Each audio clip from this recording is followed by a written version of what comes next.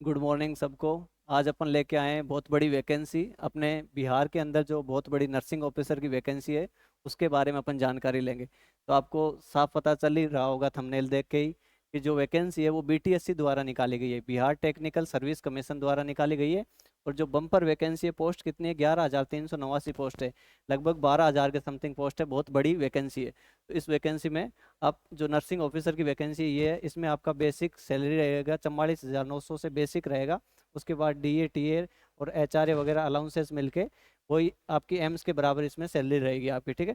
इस वैकेंसी की पूरी विस्तृत अपन जानकारी लेंगे कि कब से फॉर्म स्टार्ट होंगे, क्या इसमें क्राइटेरिया रहेगा, किसको आरक्षण का लाभ मिलेगा, किसको आरक्षण का लाभ नहीं मिलेगा, कौन से कैंडिडेट फॉर्म अप्लाई कर सकते हैं, कौन से कैंडिडेट फॉर्म अप्लाई नहीं कर सकते, उसके बारे में। तो ये वैकेंसी अपनी आई है, जो आप देख लीजिए, बिहार सरकार द्वारा ये वैकेंसी निकाली गई है। और इसके जो फॉर्म फिलअप की डेट है, जो फॉर्म फिलअप की डेट है वो कितनी है? 25/4, यानी कि 25 अप्रैल, आज ही के दिन से स्टार्ट हो चुका है फॉर्म भरना, 25 अप्रैल से स्टार्ट हो चुका है। और 23 मई तक इसके फॉर्म फिल कर सकते हैं आप। अभी तक की जो डेट है ये 25 अप्रैल से लेकर 23 मई तक इसमें फॉर्म फिल कर सकते हैं। और जो वैकेंसी है वो आपकी Bihar technical service commission, Bihar तकनीकी सेवा आयोग यानी कि BTSC, Bihar technical service commission से ने निकाली है। और इस साइट पे जाके आप वैकेंसी इसको अपलोड कर सकते हो। इस साइट को आप देख लीजिए, ये जो साइट है आपकी बीटीएससी, www.btsc.bihar गवर्नमेंट इन, इस साइट पे आप जाके इस वैकेंसी को फिल कर सकते हो। उसके बाद में जो आपको इस वैकेंसी में कितना वेतनमान है वो सारी जानकारी मैं दूंगा।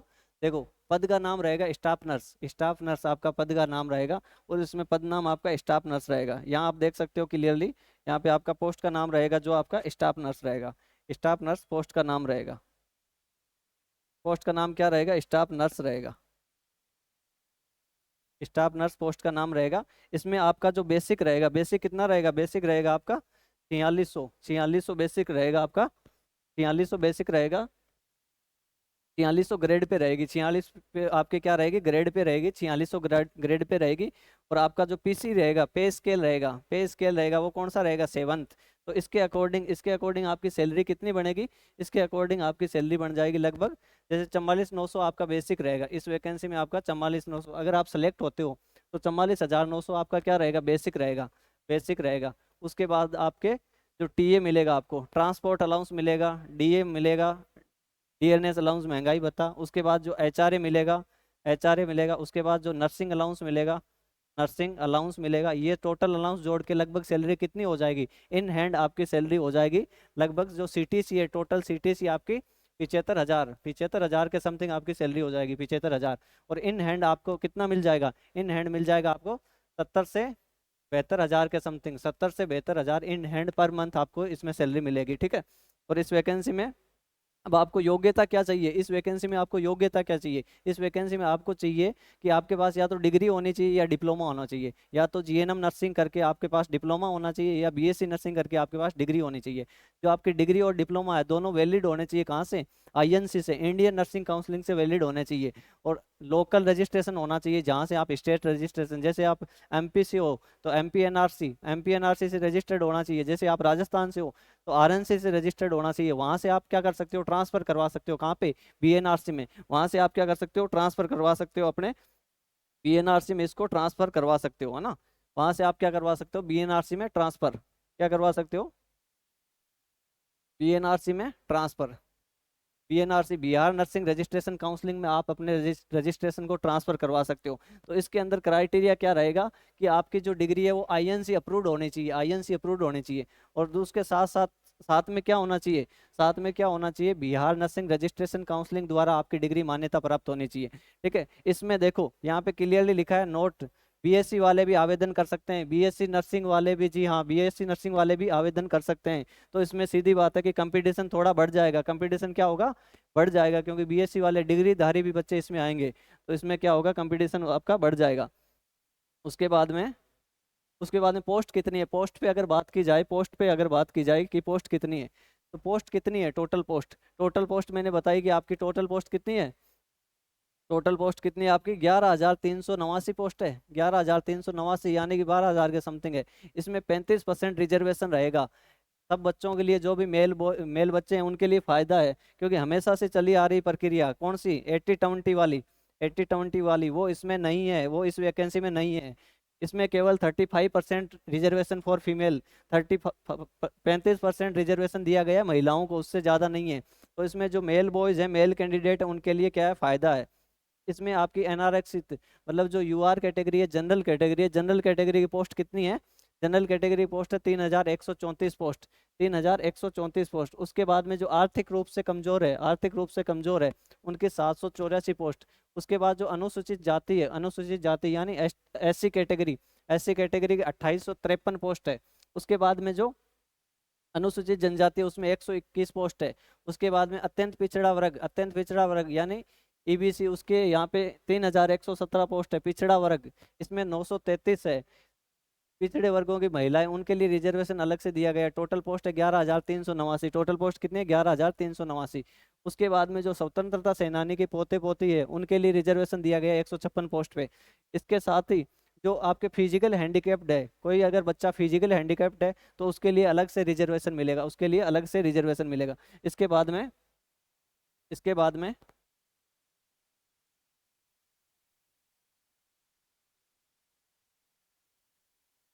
इसके बाद में जो एज एज लिमिट रहेगी, इस वैकेंसी में एज कितनी रहेगी, कौन कौन से फॉर्म भर सकते हैं।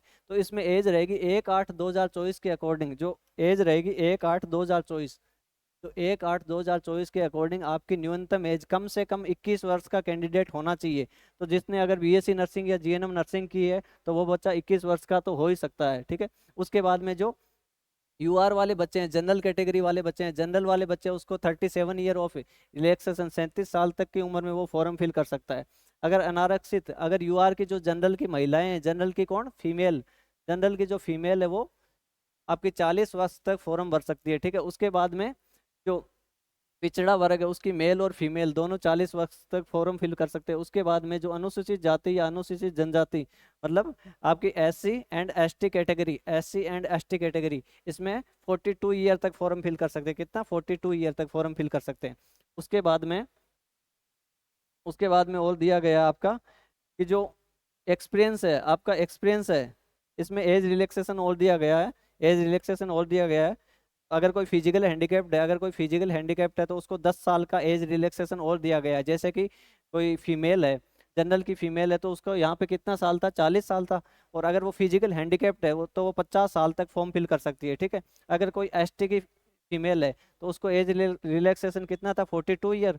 और अगर उसको हैंडीकैप्ड होने के साथ में वो एसटी की है तो उसको 42 के प्लस 10 ईयर और कर दीजिए, और 52 तक वो फॉर्म फिल कर सकती है, ठीक है।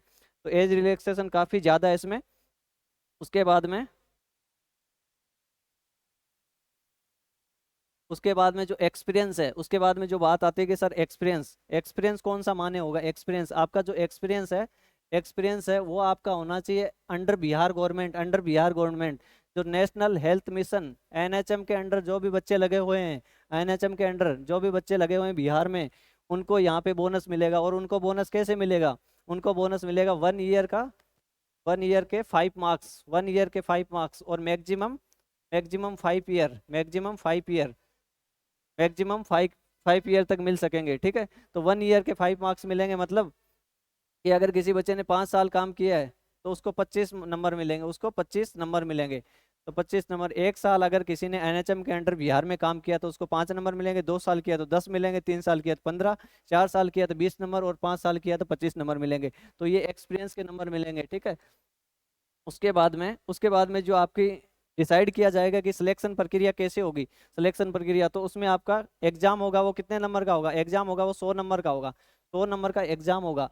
जितने आप मार्क्स स्कोर करोगे उसको कितने से गुना किया जाएगा, उसको मल्टीप्लाई किया जाएगा 0.75 नंबर से, 0.75 नंबर से उसको मल्टीप्लाई किया जाएगा, ठीक है। तो मैक्सिमम, अगर आपके मैक्सिमम नंबर आते हैं, जैसे किसी बच्चे के 100 में से 100 आ रहे हैं, तो उसको 0.75 से अपन गुना कर रहे हैं, तो उसके कितने आ गए, उसके कितने नंबर आ रहे हैं,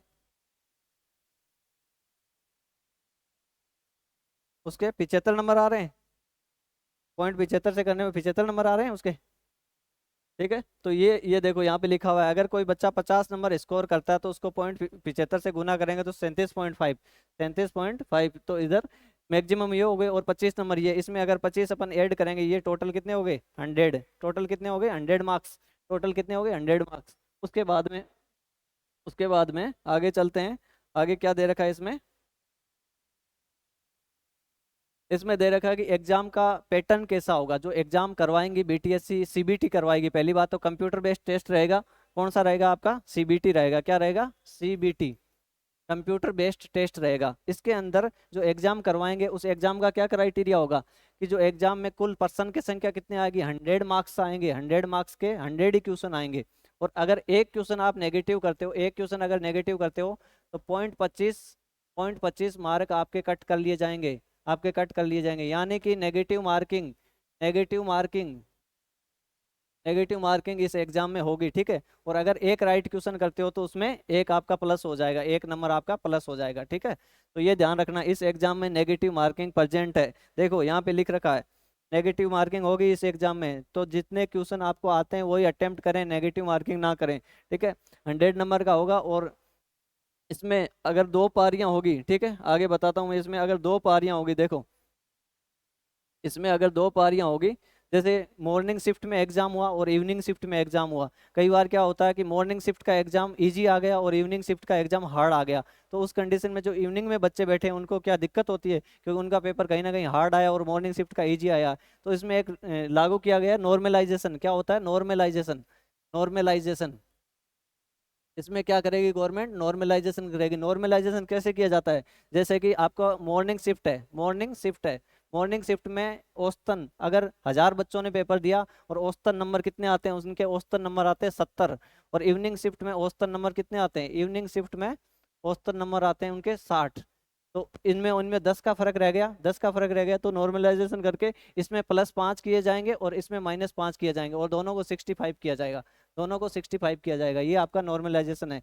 तो अगर एग्जाम हार्ड होता है मॉर्निंग शिफ्ट में या इवनिंग शिफ्ट में इजी होता है तो नॉर्मलाइजेशन करके ये अपने आप आंकड़ा निकाल लिया जाएगा। अब उसके बाद में पासिंग मार्क्स, कुछ पासिंग मार्क्स दी गई है, उतना आपको लाना जरूरी है। अगर आप बिहार के कैंडिडेट हो, अगर आप बाहर अदर स्टेट के कैंडिडेट हो, तो आपको पासिंग मार्क आना बहुत जरूरी है। इसमें दिया गया है कि जनरल कैटेगरी का बच्चा है, जनरल वाला बच्चा है, उसको 40% मार्क्स लाना नेसेसरी है।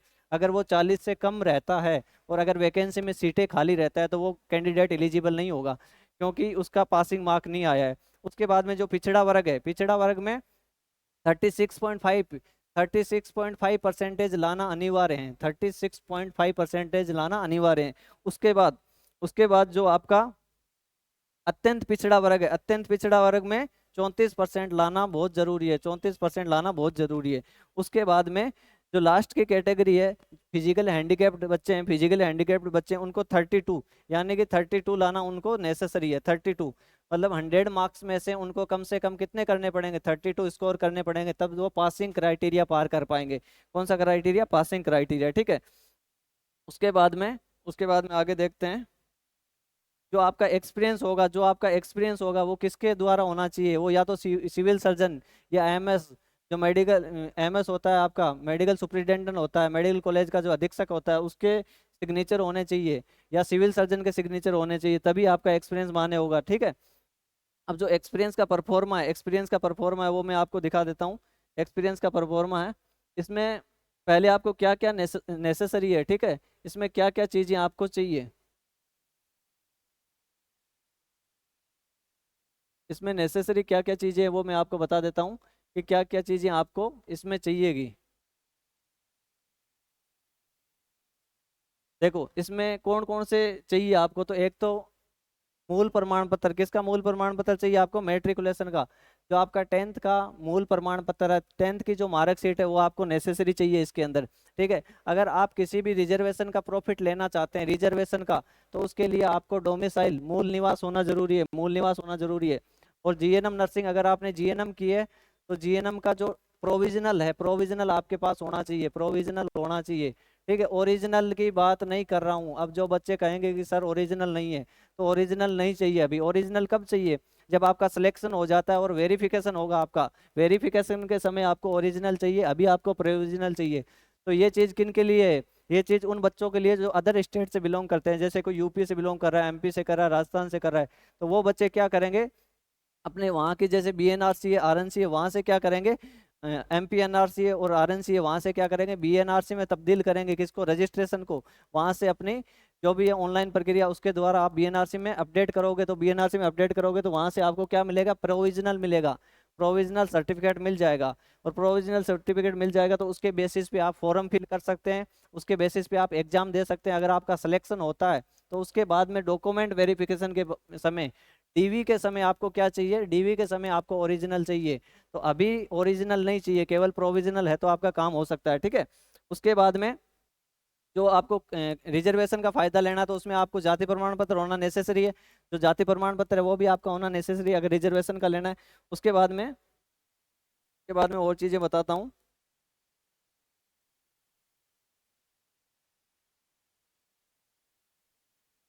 जो एक्सपीरियंस का है आपका, एक्सपीरियंस सर्टिफिकेट का है, तो एक्सपीरियंस सर्टिफिकेट का परफॉर्मा दे रखा है, तो ये बड़ा सिंपली है, आप अच्छे से भर सकते हो। और सिग्नेचर होना किसके नेसेसरी है, सिविल सर्जन या जो मेडिकल सुपरिटेंडेंट, इनके होने जरूरी है, ठीक है। अगर कोई एपीएससी पे काम कर रहा है, जैसे एनएचएम के अंतर्गत कोई काम कर रहा है, जैसे एपीएससी पे, एडिशनल प्राइमरी हेल्थ सेंटर पे कोई बच्चा काम कर रहा है, तो वो किसके सिग्नेचर करवाएगा, वो करवाएगा अपने सिविल सर्जन के। अगर कोई बच्चा मेडिकल कॉलेज में काम कर रहा है तो वो किसके करवाएगा, वो करवाएगा मेडिकल सुपरिटेंडेंट यानी कि एमएस के सिग्नेचर करवाएगा, एमएस के सिग्नेचर करवाएगा, तभी आपका क्या होगा, मान्य होगा, यहाँ पे सिग्नेचर होंगे आपके, ठीक है। ये आपकी थी आज का वैकेंसी अपडेट था, आज का आपका क्या था, वैकेंसी अपडेट था।